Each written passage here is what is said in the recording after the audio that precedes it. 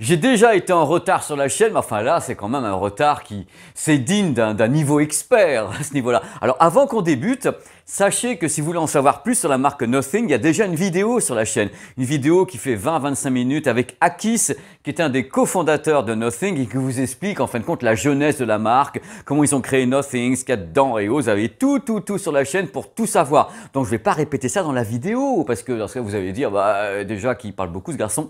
Alors troisième chose à savoir, enfin après le fait que ce soit en retard, après que ce soit l'interview et autres, ils ont quand même annoncé des trucs de ouf Nothing hier. Il y a Carl Pei qui a annoncé qu'ils avaient expédié 100 000 écouteurs quand même, donc succès quand même. Alors est-ce que le succès est mérité ou pas? Et ben c'est ce qu'on va voir parce que ça commence. Le secret de l'ouverture de cette boîte, c'est le secret façon paquet de clopes. Quand vous l'ouvrez une seule fois. Regardez, il y a une petite languette qui est ici. Vous ouvrez comme ça la languette. On peut le faire qu'une fois, hein. C'est beau. Hop, comme un paquet de clopes. Et après, bing, vous avez accès au produit. Ici, voilà. Et après, c'est fini. Voilà, vous l'avez ouvert et voilà, c'est ouvert. L'opération paquet de clopes. C'est original quand même, hein. Ils sont très forts chez Nothing. C'est pas rien cette affaire, hein. Bonjour et bienvenue sur ma chaîne YouTube PP World. Je suis comme toujours super content de vous accueillir pour le test des écouteurs True Wireless à réduction de bruit Nothing Ear One. Alors au menu descriptif. Alors c'est quoi? On va aller rapidement techniquement ce qu'il y a dedans. Après bien sûr, et c'est sur le terrain avec en plus les mesures commentées de façon très simple, très compréhensible pour tout le monde. Les mesures commentées de l'ingénieur acousticien avec un comparatif. Parce que le truc avec ces écouteurs qui font parler beaucoup d'eux depuis maintenant un mois, je suis en retard mon Dieu c'est horrible. Ces écouteurs, c'est qu'ils sont lancés à 99 €. Donc dans la mêlée de quoi? D'autres marques qui sont en face comme Oppo et autres. Et en même temps, tout le monde attend des tests qu'on fait actuellement, qu'on compare ces produits non pas avec les Oppo Encore ou bien avec des modèles Anker, mais qu'on les compare avec les AirPods Pro, avec les AirPods, avec les Sony XM4. Donc dans cette vidéo, vous allez avoir en même temps un comparatif avec des produits qui coûtent le même prix, c'est-à-dire en effet Oppo par exemple, et un comparatif avec les AirPods Pro, les Sony XM4, avec des courbes, des machins, je vous commenterai tout. Vous saurez si oui ou non ceci est une révolution ou si vogue la galère au milieu des autres vogueurs de galère au même prix et sans plus, sans moins. Voilà. Et ne ratez pas la séquence des plus et des moins qui résume le test. Premier truc à savoir sur le produit, ce sont des semi-intra True Wireless à réduction de bruit. Donc n'allez pas les comparer avec les AirPods. Oh oui, ils sont pas là. Hop là, n'allez pas, le mec en direct, j'adore. N'allez pas les comparer avec les AirPods d'Apple. Ces produits AirPods d'Apple ne sont pas des semi-intra. Et ce ne sont pas des semi-intra avec réduction de bruit. Donc, ce n'est pas du tout le même produit. Côté form factor, vous le connaissez, un form factor tout à fait particulier avec la transparence, place à la transparence chez Nothing. Le premier truc intéressant, c'est quand vous les placez, vous avez des embouts en silicone, donc des semi-intra. Hein. Ça rentre pas super profondément dans votre conduit auditif. Les semi-intra sont extrêmement confortables. C'est du délire. Vraiment, le silicone est très doux. Là, j'ai déjà carrément oublié que je les avais. Ça fait 4,7 grammes. Autant vous dire que c'est super léger. Un truc également que j'adore. Le fait qu'il y a deux surfaces tactiles qui sont ici, dont une surface tactile permet de monter et baisser le volume. Sachez que le produit est IPX4, c'est-à-dire que vous pouvez courir avec, ça résiste à l'humidité, à un tout petit peu d'éclaboussure. Mettez pas ça dans l'eau, hein, les enfants. Hein. Ça résiste uniquement à certaines petites choses humides. Alors, le produit est conçu par une boîte suédoise qui s'appelle Teenage Engineering. Alors Teenage Engineering sont des cadors, ils font plein de trucs, on en avait parlé dans l'interview. Et là, ils ont conçu ce produit avec des drivers, donc des haut-parleurs, en graphène de 11,6 mm. Il n'y en a qu'un par oreillette. Hein. À 99 €, vous n'allez pas pouvoir non plus en placer 15. Hein. Concernant la liaison entre les écouteurs et votre smartphone, c'est du Bluetooth en 5.2. Il faut savoir qu'il n'est pas multipoint, hein, donc en effet 99 €. Hein. Les codecs utilisés, 99 €, SBC et AAC. Hein. Il n'y a pas de codec audio aptX. Truc vraiment important parce que je trouve ça super bien. Imaginez, vous pouvez utiliser uniquement celui-ci. Hop, le droit, pendant que l'autre est dans la boîte. Voilà. Mais vous pouvez inverser en plus, donc prendre le gauche et laisser le droit dans la boîte. Le mode transparent ainsi que la réduction de bruit numérique sont confiés à 3 micros. Il y a en général 2 micros qui sont pour la réduction de bruit numérique. Donc vous avez un micro à l'intérieur et un micro à l'extérieur et on compare ce qui reste ou pas pour essayer d'annuler au mieux. Et un micro pour les appels téléphoniques. On verra tout à l'heure si tout ça fonctionne bien ou bien bien. Alors il faut savoir que Nothing annonce, ils sont pas bagel quand même, ils vont franco, ils annoncent moins 40 dB. On ne sait pas sur quelle fréquence, mais moins 40 dB, on a tout mesuré. Moi je suis dans le métro, il y a les mesures, vous verrez tout à l'heure si on a les moins 40 dB ou si on n'a pas. Alors bien sûr, pour gérer tout ça, on a une application, l'application Nothing sur iOS et Android. Il faut savoir que sur Android, ce qui est cool, c'est qu'on a Google Fast Pair. Alors Google Fast Pair, vous ouvrez comme ça la boîte et hop, ça pop-up directement. Vous appuyez sur le bouton, voulez-vous appairer? Oui, alors on y va. Alors l'application, je ne vais pas vous le cacher, elle n'est pas super performante. Il n'y a pas de multiples options, c'est quand même assez limité. On peut bien sûr gérer le mode transparent parce qu'il y a un mode transparent et bien sûr moduler entre transparent et réduction de bruit. La réduction de bruit, c'est à deux niveaux. On a un niveau très fort, ou bien un niveau très faible, et puis après la transparence. On a bien sûr un retour batterie, on a un réglage assez intéressant des surfaces tactiles, c'est-à-dire qu'on peut gérer qu'est-ce que tu veux sur la droite, la gauche et autres, les boutons de volume, on peut tout gérer de ce côté-là. Mais globalement, ça ne va pas très loin, hein, sachez-le, c'est quand même assez limité. Mais est-ce que le public veut en effet aller de tous les côtés ou avoir un truc qui va droit au but? Là, je vous pose la question. Là, on va droit au but. Hein. Concernant l'autonomie, 4h30 environ ou 5h30, suivant que vous utilisiez la réduction de bruit numérique ou pas. Alors, le boîtier peut être rechargé directement en USB type C ou bien en sans fil, avec une recharge certifiée QI. Donc c'est plutôt bien pour ce prix-là, du sans fil et tout. Vous vous rendez pas compte, hein? Vous voyez, j'ai quand même pas fait trop long sur l'intro. Pour une fois, on va passer aux résultats sur le terrain. Résultats en qualité audio et résultats en réduction de bruit numérique. Pendant que je vais parler, vous raconter ma vie, vous allez voir plein de schémas à l'écran avec des commentaires. Ça, c'est l'ingénieur acoustique qui a fait toutes les mesures. C'est commenté. Donc, ça agrémente, ça vous met un petit peu de piment autour de mon discours. Alors, il y a un truc à savoir concernant les écouteurs True Wireless depuis quelques temps. Il y a globalement une tendance générale, alors qui plaît ou qui ne plaît pas. La tendance générale, c'est d'avoir une courbe de réponse, ce qu'on appelle en V ou bien en W, c'est-à-dire qu'on appuie beaucoup sur le grave, on met le médium un petit peu en retrait et on fait monter l'aigu. C'est toujours très flatteur.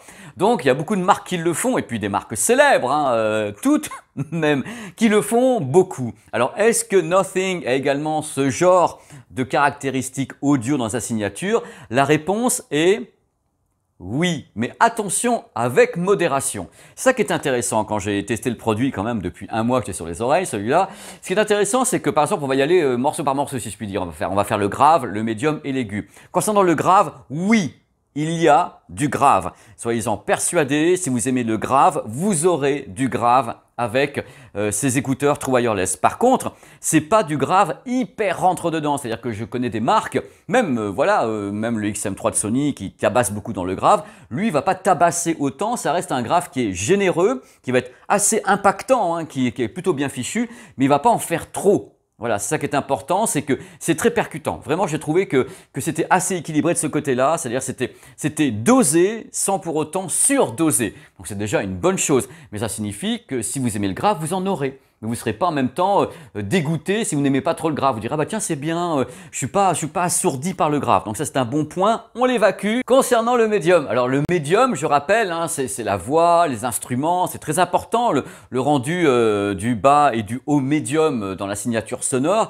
Alors le médium est très bien retranscrit. C'est-à-dire que si vous avez une bonne source, vous allez voir le médium bien retranscrit. Le grave n'envahit pas le médium. C'est-à-dire qu'il y a beaucoup de systèmes, je vous le cache pas, quand le grave devient très proéminent, c'est-à-dire il est là, ouais, moi je suis le grave, ben le médium se fait tout petit derrière et les aigus n'en parlons même pas. Donc là, comme c'est quand même assez équilibré globalement, le grave est présent, le médium est également présent, il n'est pas trop mis en avant. Vous avez donc une courbe de réponse qui ne le met pas forcément en avant. Donc vous allez avoir quelque chose de très clair sur les voix. Attention, il peut devenir un petit peu agressif. C'est-à-dire que malgré tout, on a un produit à moins de 100 €, enfin 1 € de moins, les mecs, 99 €, donc on n'a pas non plus les meilleurs transducteurs, enfin les meilleurs haut-parleurs du monde, c'est clair. Mais globalement, j'ai trouvé que c'était vraiment très présent, on avait vraiment une très belle définition dans le médium, avec justement cette petite tendance à être un petit peu agressif parfois, légèrement criard avec certaines sources. C'est-à-dire que si vraiment votre signal n'est pas bon, vous allez vous le prendre dans l'oreille quand même. Mais globalement, avec un bon signal audio balancé en AAC, vous allez avoir un résultat très satisfaisant sur cette présence des voix, notamment cette chaleur. Alors le grave, le médium, maintenant le truc qui est très délicat pour les produits aux environs de 100 €, donc 100 € c'est une somme, mais en audio, True Wireless réduction de bruit, c'est pas beaucoup entre guillemets, c'est l'aigu. Alors l'aigu c'est compliqué parce que l'aigu il doit pas siffler, donc il ne doit pas y avoir de sibilance, l'aigu il doit être net, il doit être défini, c'est ta définition audio en fin de compte l'aigu. S'il n'y a pas l'aigu, le reste, ça vaut jouer de la grosse caisse, s'il n'y a pas l'aigu, on a l'impression que c'est un signal qui est pauvre. Là l'aigu n'est pas mauvais du tout. Par contre, il peut avoir aussi des petits problèmes de son légèrement métallique et de son qui peut avoir tendance à siffler. C'est-à-dire qu'on peut avoir une légère sibilance sur les S, mais globalement, ça se tient bien. Moi, j'ai trouvé ça même assez étonnant. Il y a des choix qui sont faits. Il y a un algo derrière qui va gérer comme ça la courbe de réponse. C'est pas la courbe de réponse des Sony XM4 ou bien des AirPods Pro. Vous voyez à l'écran, on n'a pas cette finesse dans l'aigu qu'ont justement le XM4 de Sony ou bien les Apple ou bien Sennheiser qui travaillent très très bien l'aigu. On n'est pas dans cette super finesse, mais on a un résultat qui est quand même extrêmement solide. C'est-à-dire que vous avez en effet du grave que je trouve assez bien maintenu, mais qui n'envahit pas, il est gentil, qui n'envahit pas le reste des fréquences, c'est-à-dire que c'est pas bouffé par le grave. Autre truc que moi j'ai remarqué, c'est qu'il y a beaucoup d'énergie. Alors, j'ai trouvé qu'on pouvait avoir un haut volume. C'est-à-dire, faites gaffe parce qu'il y a des trucs, vous savez, quand vous êtes à fond sur le smartphone, vous êtes là, et qu'est-ce qui se passe? Bah là, vous pouvez monter le niveau et vous pouvez le monter fort. Et il tient bien. La scène sonore, je rappelle, scène sonore, c'est l'ouverture. Voilà, c'est bien là comme ça, avec le mur végétal, l'ouverture de la stéréo. La scène sonore est bonne, mais elle n'est pas super large. C'est-à-dire si vous comparez la scène sonore, donc l'ouverture de la stéréo avec ce produit, comparé par exemple justement au Bowers & Wilkins PI7 ou bien au AirPods Pro ou bien au Sony XM4, ça sera un peu plus réduit. Vous aurez moins d'espace dans la musique. Là, on parle un petit peu entre puristes. Là, c'est-à-dire qu'en temps normal, c'est un truc, c'est agréable, mais on peut toujours faire plus large. Et là, c'est large, mais c'est pas super large. Concernant les réglages du son, c'est-à-dire égaliseur, dans l'application il y a un réglage où on peut pousser le grave, on peut pousser l'aigu en poussant sur un petit bouton. Le truc c'est que ça fait plus de mal que de bien, c'est-à-dire qu'en général quand on commence à pousser sûrement le grave, on fout en l'air le reste du signal. Si on monte l'aigu, on sait pas ça que c'est déséquilibré. Moi je vous conseille de ne pas y toucher, mais vous faites ce que vous voulez, hein. Il faut toujours éviter de toucher à l'égaliseur quand on peut pas vraiment le gérer, c'est-à-dire des modes pré-réglés c'est compliqué. À la main, c'est-à-dire vraiment l'égalisation au doigt, en général on s'en sort mieux qu'avec des trucs pré-réglés. Mais c'est personnel, hein, vous faites ce que vous voulez. Hein. Attention, il va y avoir de la houle maintenant. Parce que dans l'intro, je vous ai dit qu'on avait comparé ce produit avec un de ses concurrents, parce qu'il y en a plusieurs, il y a des modèles chez Anker et autres. Un de ses concurrents qui est Oppo Encore Free 2. Alors je l'ai choisi parce que c'est un modèle conçu justement en Europe par des Danois je crois, tandis que celui-ci est fait par des Suédois, donc vive les pays nordiques. Alors le truc, regardez un petit peu la courbe de réponse à l'écran faite par l'ingénieur acousticien, c'est vraiment très très bon pour Oppo, il s'en sort super bien parce que si vous regardez la courbe, elle n'est pas en V, c'est-à-dire qu'elle n'est pas entre guillemets boursouflée sur le grave et l'aigu, c'est-à-dire que c'est peut-être moins flatteur, mais c'est plus fidèle à la source. Donc, sincèrement, le Oppo Encore Free 2 est un excellent, enfin un grand concurrent de Nothing. Hein. Ça, c'était un truc que je voulais vous mettre dans ce test parce que c'était important pour moi de vous signaler que dans la même gamme de prix, ils valent le même prix. Il a notamment un gros concurrent avec le Oppo Encore Free 2. Donc c'est bien, allez, ça fait de l'émulation ça. Côté réduction de bruit numérique, comme vous voyez actuellement les courbes à l'écran, on a un résultat tout à fait satisfaisant. Mais attention, il n'est pas satisfaisant sur toutes les fréquences.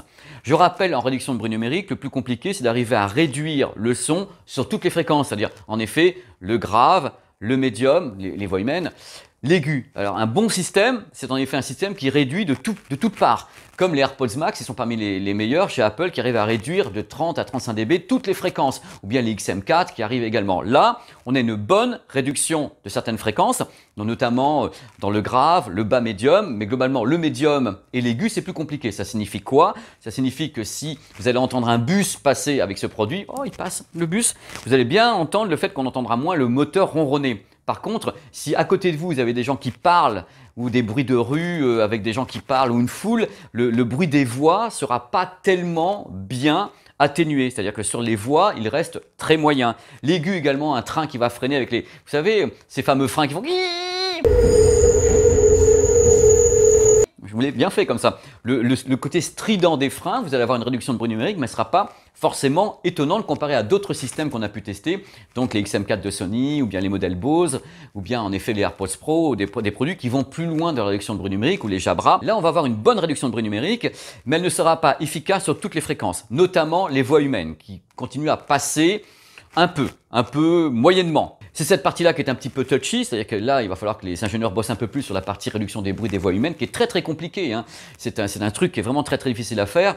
Donc voilà, le mode transparent fonctionne pas mal. On a quand même une belle audition comme ça de ce qui se passe à l'extérieur. Ça permet d'entendre justement un klaxon de voiture ou un bus arrivé, c'est toujours bien. Et on peut bien sûr gérer entre transparent, réduction de bruit moyenne et réduction de bruit élevé. À vous de jouer justement avec l'application pour gérer tout ça. Autre truc super important que je voulais ajouter concernant ce produit, les codecs audio, c'est donc AAC et SBC, donc des codecs sympas, qui bossent correctement, qui sont basiques. Il n'y a pas de aptX, pas aptX, low latency ou de choses comme ça. Donc, il y a quand même une latence.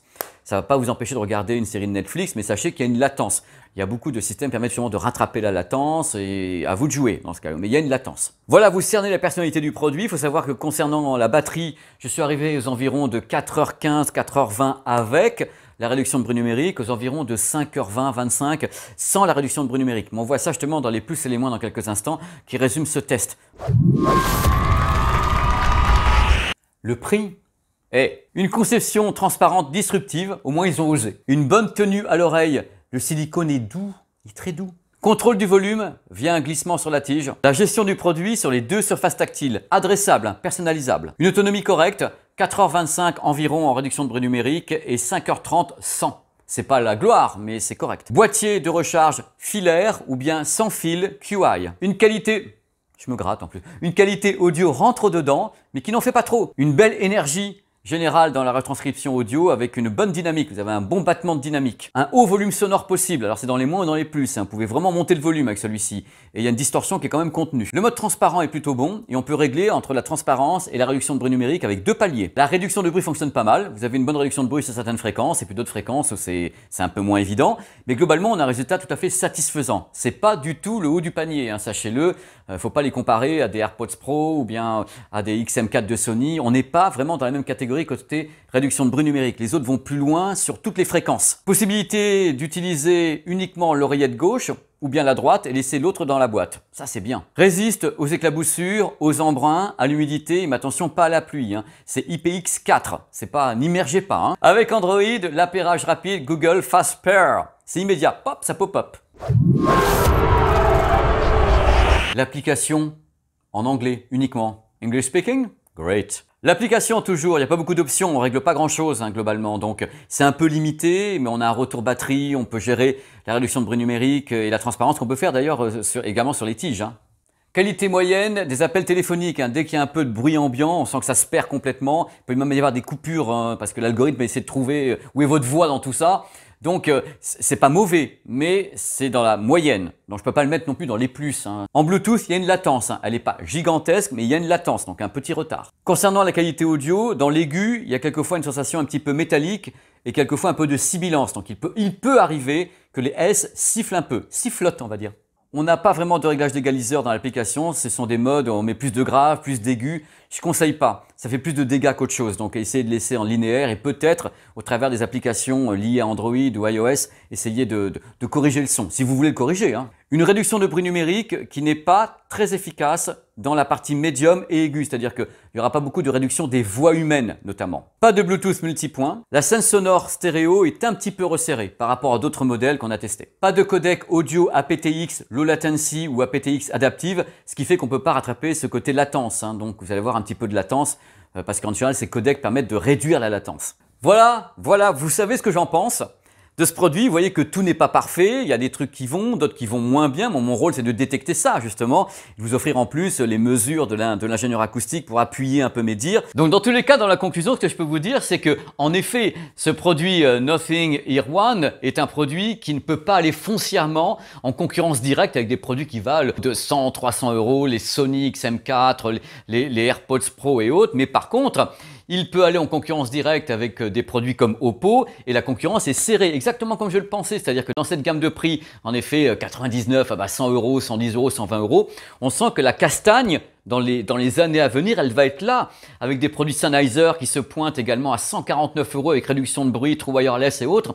On sent que ça va tabasser énormément et que les produits se tiennent quand même un petit peu au coude au coude, parce que le Oppo, sur le papier, c'est vrai qu'il a d'excellentes caractéristiques. La réduction de bruit, c'est presque la même chose que le Nothing. À mon avis, c'est vraiment les concurrents idéaux. Enfin, c'est vraiment choisir entre les deux, le form factor, l'idée ce que vous voulez du Oppo ou bien du Nothing. Mais là, on est sur des choses très intéressantes au niveau industriel avec des produits qui sont ça tabasse bien et moi j'aime bien. Dans tous les cas, les deux produits entre guillemets ont d'excellents rapports qualité-prix, le Oppo Encore Free 2 ou bien le Nothing. À vous de voir. mais c'est super intéressant. Je suis très content de vous proposer justement ce comparatif à l'intérieur des comparatifs avec les autres, les plus gros qui coûtent cher et tous les AirPods. Mais je devais le faire. C'était important pour moi de faire à la fois un produit concurrent au même prix et à la fois vous comparer avec des produits qui sont des fers de lance, des gros produits sortis par des marques qui font des intras depuis des années. Donc en effet, des modèles comme Sony et autres qui sont vraiment des cadors du secteur. Mais c'est un produit qui se défend. C'est-à-dire qu'on sent que c'est un petit bagarreur. On sent qu'il lance un truc où ils veulent justement aller dans la mêlée. Et dans la mêlée des 100 €, je dois dire que c'est vraiment quelque chose d'assez good. D'assez good. Vous avez tout dans la vidéo de toute façon. Vous savez ce que j'en pense côté audio, côté réduction de bruit, le côté praticité, le côté transparent, le blanc et tout. Donc voilà, moi je suis content d'avoir testé. Je vous dis encore une fois, ma plus grosse trouille, c'était d'avoir un produit qui est trop de grave. Parce que c'est la mode. Il n'y a pas d'autre mot, j'essaie de trouver un autre mot que mode, mais il y a vraiment une tendance, allez voilà, le mot tendance, il est mieux, le mot tendance. Les fabricants aiment pousser sur le grave, faire ce qu'on appelle une courbe de réponse en V ou en U. C'est-à-dire vous avez le grave, vous avez le médium qui est un petit peu pas tellement mis en avant et vous avez l'aigu. Ce qui fait c'est une sorte de mode, ce qu'on appelle le loudness, c'est-à-dire que c'est très flatteur à l'oreille. Vous avez donc, oh il y a du grave, oh il y a de l'aigu, c'est génial, mais il manque plein de trucs puisque vous avez donc cette courbe donc en U ou en V ou en W, avec, un peu en dents de scie. Voilà, c'est fini. Ouf, hein. Merci à nouveau d'être sur cette chaîne parce que c'est vraiment un plaisir de vous lire, savoir que vous êtes là. C'est super gentil. Allez, ciao.